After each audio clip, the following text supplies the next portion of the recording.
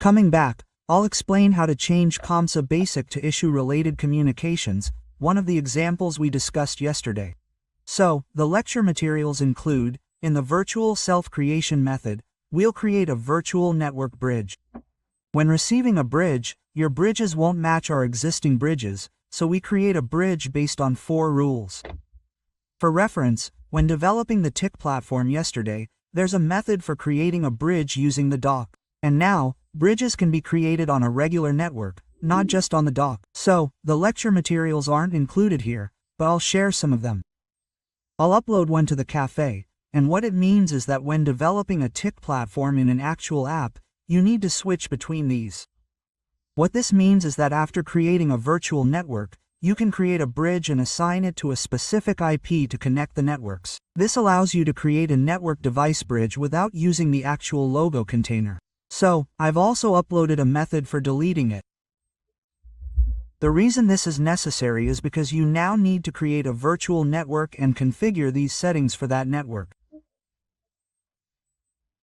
What this means is that when is actually applied to the car, there can be at least 4 issues using this is, and there can be more than 10.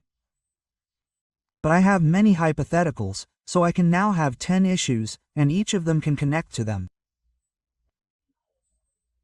If I do S, I can now access the corresponding IP with the IP address in the manifest file, but when the AUTOP is distributed, there is a DT0 port for each issue, and each port has a different IP. What I mean is, to do this platform, you need a clear understanding of this net protocol, and there are 4 issues with different IP addresses. You can create all 4 issues virtually, but what makes it easier is, on my PC, the Japanese materials are physically unloaded, but without this, 01 tab 3, and then the actual application here. How is the application actually here? Hello. Now, one of these is here, 2 are here, and this is here. Yes, what I mean is, there are 4 actual boards, and each of the 4 boards is up-caged. But I can't carry around 4 boards. To put it simply, I have to develop them myself, but to put it simply, there are 30 developers, and I can't give 4 of these boards to each of the 30 developers. If I were to give 4 boards to each of the 30 developers, I would need 120 boards. But when you actually do it, the number of boards is small due to semiconductor limitations. So, we can't give 4 boards to each developer. So, because it's a service-oriented architecture, if I explain how to do it on my PC, I want to do it in one of the 2 sections, and then I create a virtual presidential device on my PC and float the IP like this and run it on one OS like this. What I'm explaining now is important, but you can test it like this with Para. If you understand this, the purpose is to develop an application, and since the network information is read from the manifest file anyway, when you actually do it there, you use the issue service instance manifest file that was created as an application, and when the detection is complete, you just copy it to the actual target board. So, each development application is an application for each issue, and after creating a virtual network device, a non-existent network device is created within the issue PC, and then the platform for each issue is placed in a different folder, and when it is run with 4 terms apart, the execution files, source code, and manifest files for the ones run on each board and the ones run on the actual issue are identical. This is possible, so you should be able to add, delete, and edit the net virtual network device. And another thing is that this virtual network device needs to be connected to the actual cloud communication. When connecting, the virtual net device can be connected to this external network, and external communication is also possible. So, this network setting is not coding. There are commands for network setting, such as IP address or PX. The ability to create network devices through commands isn't coding. Therefore, this ability is necessary. That's why I'll go over this earlier, and it's possible. Because of this, there are many issues with previous devices being developed by automotive companies. Due to a semiconductor shortage, reports can't be received. However, the U1, 2, 3, and 4 used here use chips from the same semiconductor company. For example, in the case of a business, the application, compiler, and application execution environment are the same. Because they're the same, you can create a virtual machine like this on your PC. For reference, you can also create a virtual device within the tool container. You can create a virtual network within the tool container using the tab 051234. And then there's this thing later. If I explain it first, you can separate the network domain by group. The network here is, for example, the body side internet, so the IP address is 190.192.6s, and here, the chassis net is X. And this is where the issues go in. What this means is that you can divide the entire architecture into zone architectures. But the problem here is that the board has to have all of them. But it's difficult to have all of the boards. So, you can create a virtual ripple for each body domain and test the application. When an automobile company does individual channels, what happens is that they obtain each branch application as an issue block and then the test application, and they can't give you the source code, but they can receive the ceiling file and the manus file. But the problem here is that there is a shortage of development boards, so we need a way to develop without a development board. In this case, we create a virtual device lease-based system within a single BERC. Then, there are virtual networks here and there, and the dock container uses a network bridge to divide it into zone architectures to separate them. Yes, like this, there is a shortage of boards, and even if there are boards, I can't just place them all on my desk. And when I verify the actual boards, I can do it all at once. During normal development, I can't have all the boards, and especially when I work from home, I can't bring the company's development boards home. And even if I could do it remotely, issues arise. So, by creating this virtually, I can design a network and develop. This is the key point. So when I return, I need to know a lot about device network bridges in New York.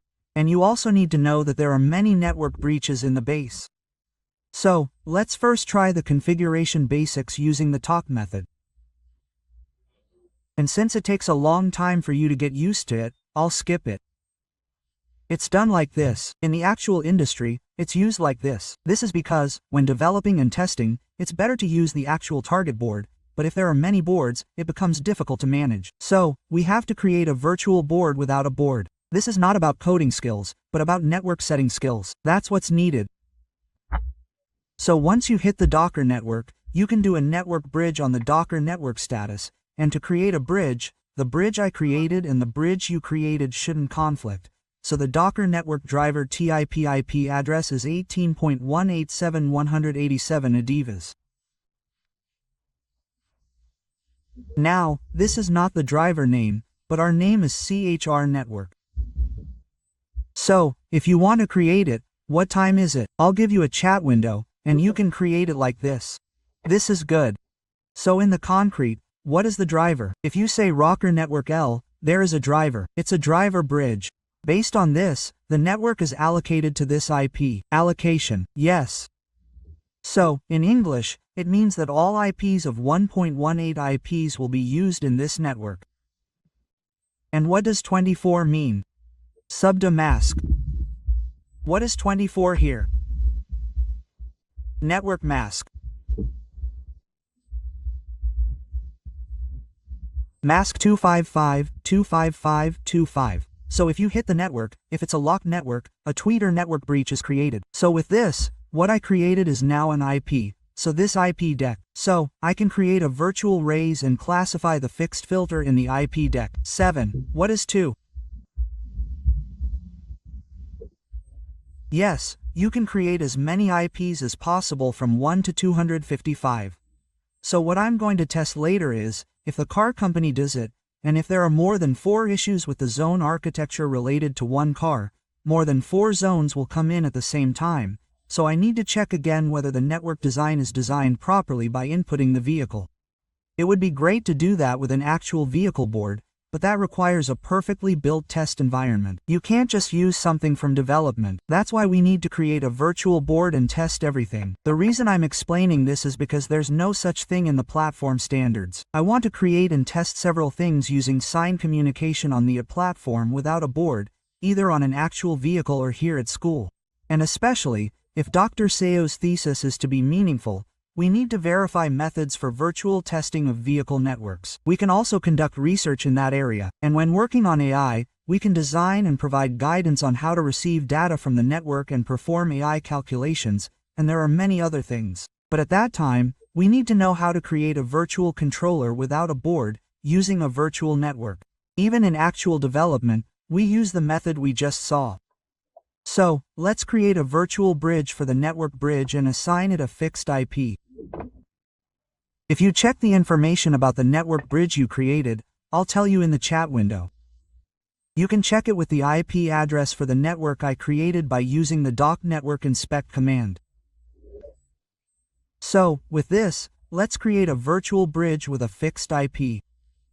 As you can see, you can enter an IP when creating a virtual bridge. Let's enter the IP and the IP corresponding to the network on the network side to create two virtual bridges.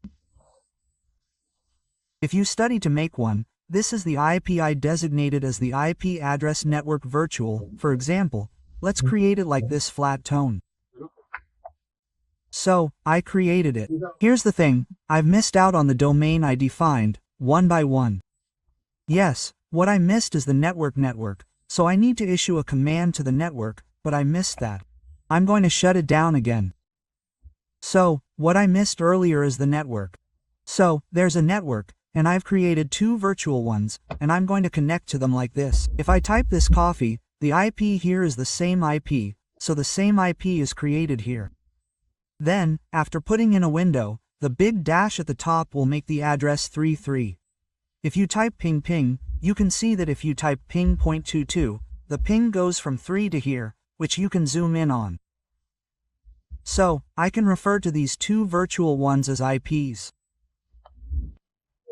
So, in a real virtual network, you can now network multiple boards without a board, with a fixed IP address corresponding to the actual board, and the network created here does not go to the external network, so you can safely test and develop.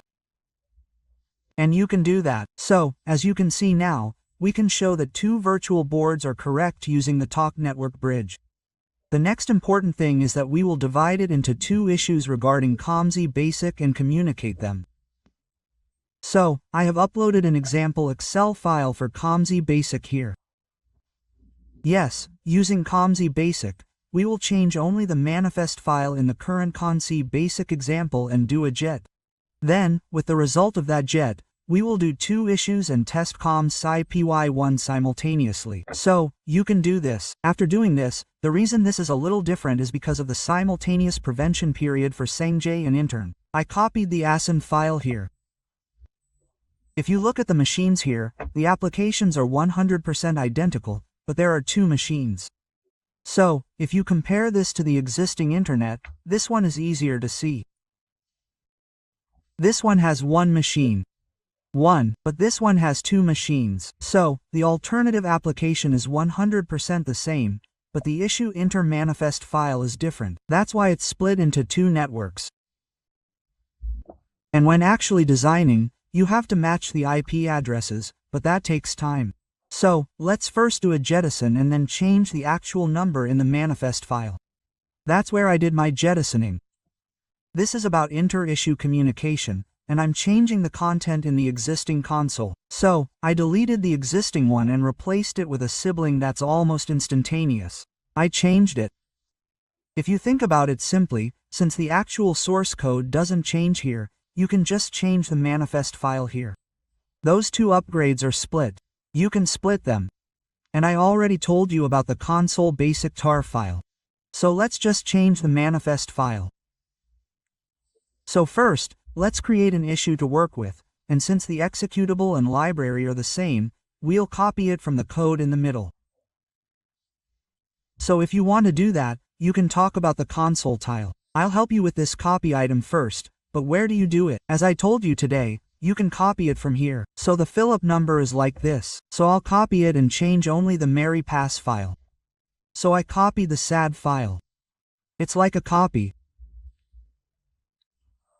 I unzip this, and then I copied this again, and I copied it again, and maybe 20, so I copied the same executable file.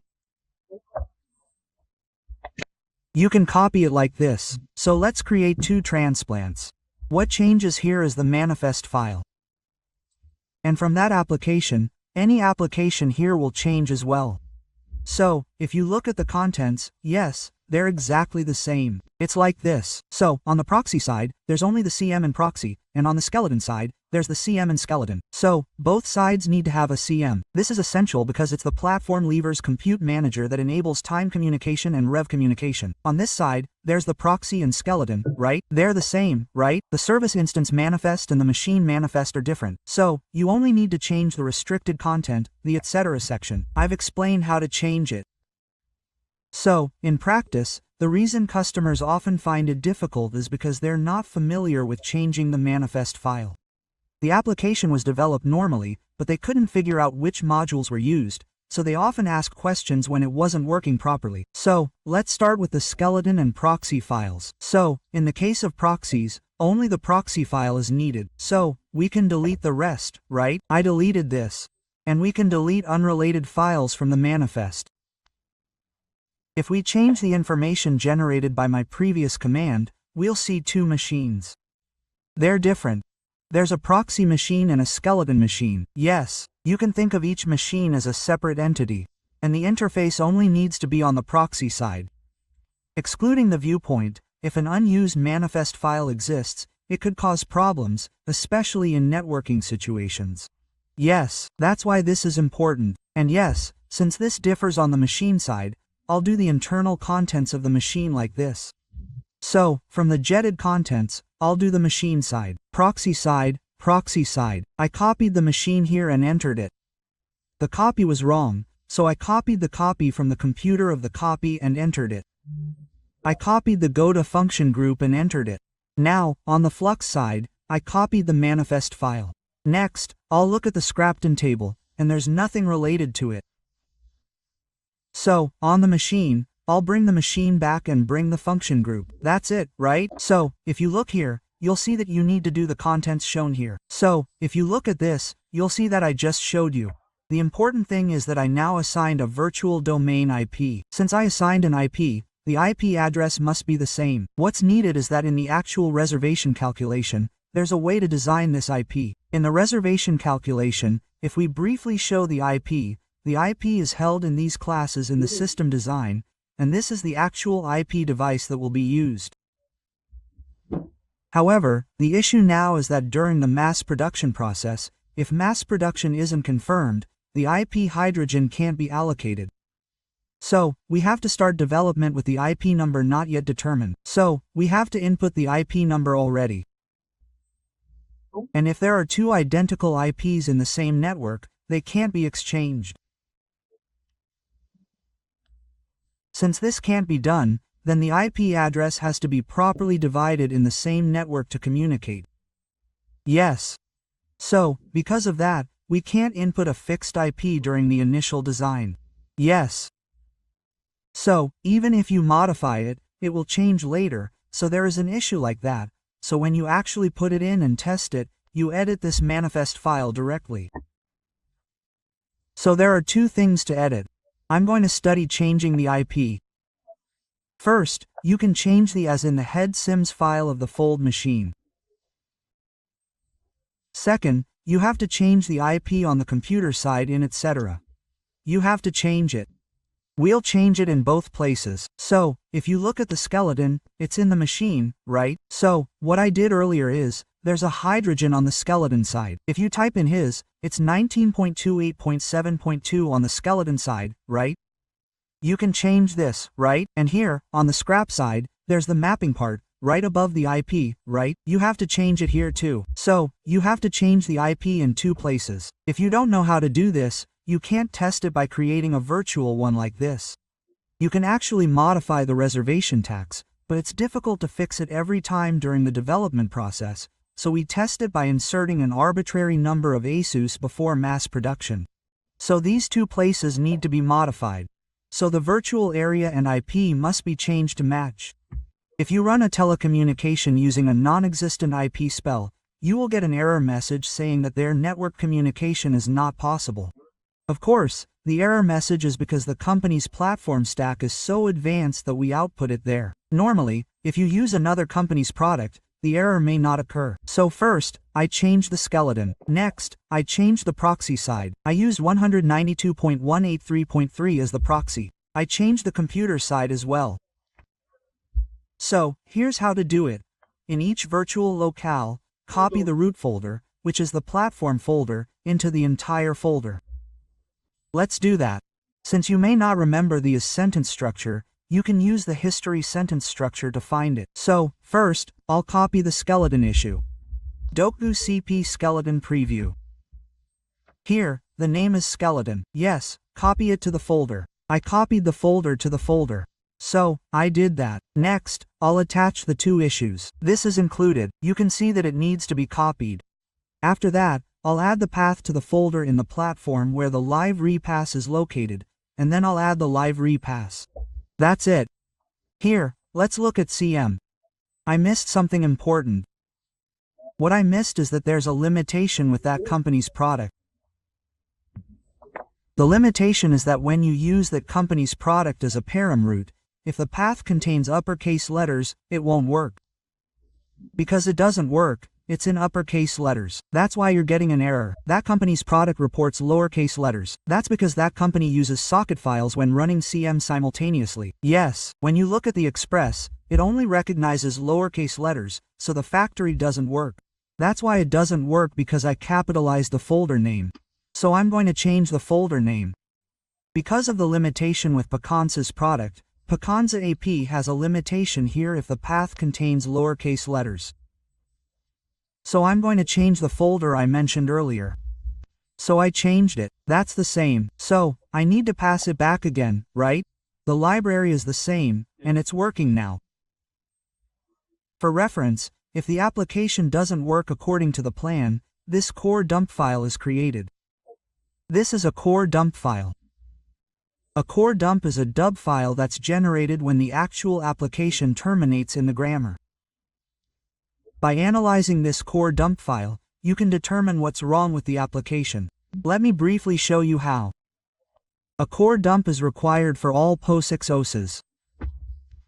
It runs in the background. Next, I've given preference data for two issues here. I'm currently working on it. The important thing here is that I didn't build the application. For the same application, if you just change the manifest file, it will work correctly.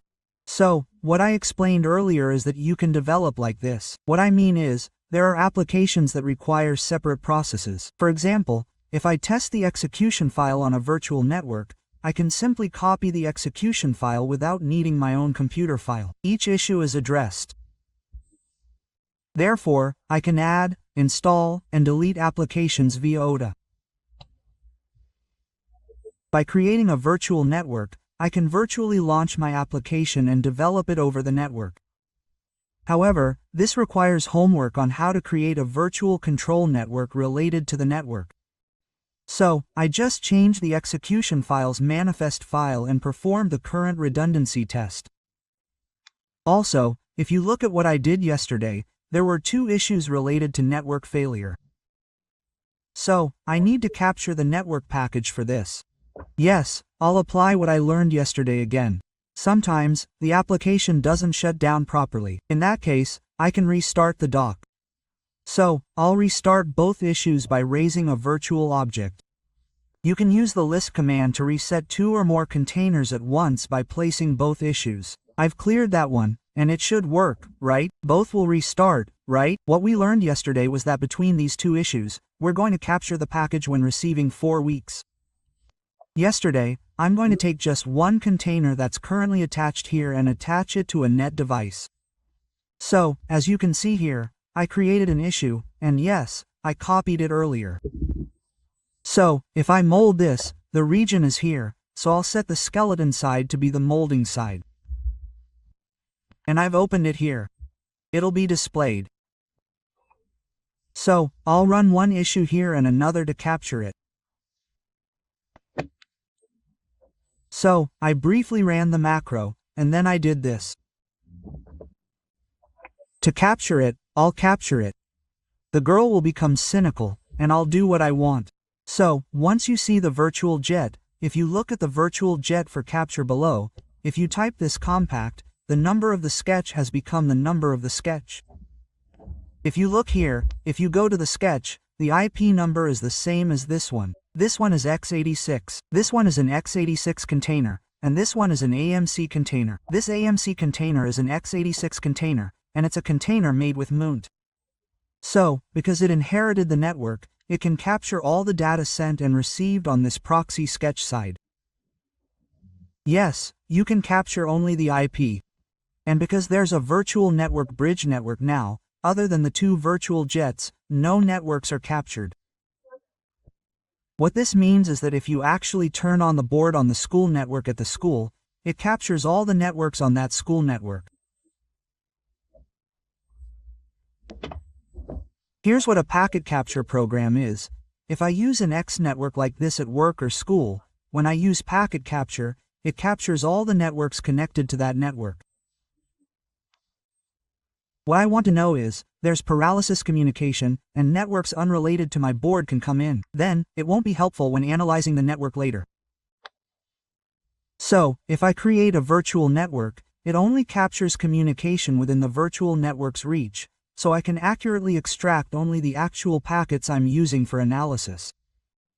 So, it's really convenient when I'm analyzing or studying later. Yes, so I'll take a look at the capture here. What I'm going to capture is, I've captured a lot of this guy's name's Pippi in the past. Oh, now that I've come to this, if I don't do something, I'll try again when I test the virtual network. Okay, let's check. Here's why it didn't work.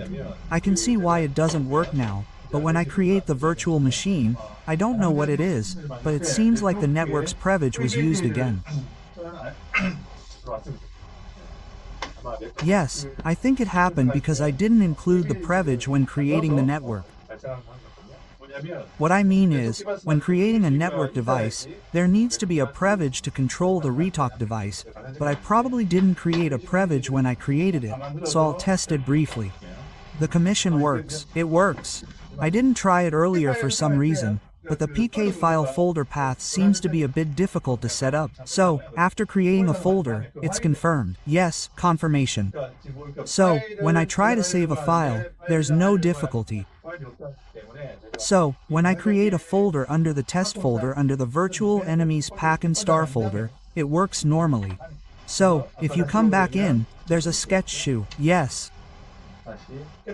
So I'll try to capture it again, but as you can see, the IP address on the screen turn side has been inherited as is.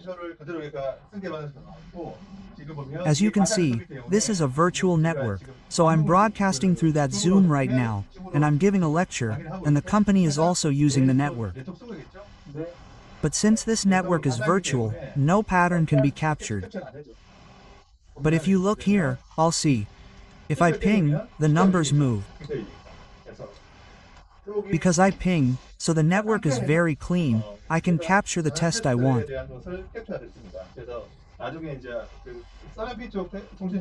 So later, when I'm going to test how I'm designing the network with that system, or whether I've created a good P when I'm going to convert that surf communication to can communication or surf communication, I can do it in a clean state like this. So, if there's a history kick, there's a memory. If I copied it, there's no history. If there's no history, it's okay, right? Okay, so let's start CM first. Let's start CM here too. The reason it's safe now is because I didn't do the radio pass error. I didn't do it, so I did it again. Yes, now, CM will be enabled. Then, if I just turn on CM, there's no network traffic. Yes, CM plans the applications needed for communication. So if the applications needed for communication aren't running, there won't be any network traffic. So, if the skill tone is now proxy, the number will go up. Here, for example, I'll fill up the back capture. And PWD, yes, so you can copy the captured content by using the Dakoshi CP name. So, I copied the PK from the teacher. I'll organize the above. Is it defined? Yes. So, if you look at the captured content, I captured the broadcast. If you do that, in the captured content, yes, IPs 2 and 3 are accurately displayed. You can see the ping ping ping from before, right? I pinged it before. Next, the PS offer service find appears. Find offer find, yes, and then the TCP connection that we saw yesterday, TCP handshake, handshake, handshake, it appears here. Next, we send the subscription message and it appears. So, if you type in the filter command, P, it extracts only the content related to the exception. The previous pick content has disappeared. You can filter to find everything you want. I can find it. Let me take a look. If you look here, you can see that I often use the filter function in the data, and now the service ID is 0x0012. What I mean is, I didn't explain the find design, but if you look here, the service ID is actually, for reference, all the numbers in the reservation sales are in decimal. It's in decimal, binary, and binary. And the content captured in the actual network packet is 16 weeks. 16 weeks, for example. So, through the calculator, you can see that 16 is 1. 1, 1, 1, yes. So what I showed you yesterday is that if you dot this, it comes out below. Yes. So, you can filter by entering a command using the service ID filter. So what I just showed you is that I launched 2 virtual containers and captured the data being communicated between them, so you can see that I interfered with it. And if you want to analyze it more precisely, you can install a Y-Shackle on my laptop. What I'm using now is a Wii-Shark with a built-in Wi-Fi network. The network was down for a long time, so I launched 2 virtual machines to communicate with each other, and then I launched a test container that gathered the virtual machines and captured it to receive clean data. And there's also a Wii-Shark that removes the code, but I used a Wii-Shark that is installed on a PC. This is a Wii-Shark that is installed on a PC. If you look here, you can see a picture of the Wii-Shark filter. The service ID I'm sending is, if you look here, the T service for this event is service ID 27. It's number 27. But for your information, in AUTOSAR, the reservation smell tag only supports decimal. Hexadecimal doesn't work, so you can convert this 16-digit number to hexadecimal using the personality test. Because the captured content is all in base 16, you can check it based on base 16. This works. You can search by number, not just 16, but also 17. So, if you filter in Wireshark and type in the service ID, for example, 27, you'll get data for number 27. The data will go to number 7, and the actual data value will be sent. When you send it, the payload in the EP is actually the resend value you sent. So, when converting to P-side during CAN communication, you can check if the CAN data has been converted to scissors by copying the payload. To do this, you can copy the payload from the. Then, you can copy it to. You can check if it matches the CAN data. When transmitting and receiving the CAN data of the actual service interface, you can use Wireshark to check if it's converted properly. First of all, Wireshark is now being used as a tool for car sales. There are many commercial documents about Wireshark available in Korean. Now that you know how to use filters, hackers often use Wireshark when hacking. Additionally, if you look below, you'll see T-Shark. T-Shark can capture and view specific data. So, you can view files in real time without creating a PPK package. This is how it works. So, you can see if specific data is being exchanged. I use T-Shark a lot, and I also use PCP dumps. And finally, there's CANPO. You can send CAN Shin from the water to the CANPO. If you use CAN the phone, you can receive CAN's communication from the water without CAN equipment, and when it comes back as data, you can convert it. And the best part is, you can use Python to automatically verify specific packages. Yes, Python. So, while looking at automotive platforms, I often write chess programs in Python. It's difficult for a Python person to verify everything. That's why automation is widely used in PA. That's where we'll end today's lesson.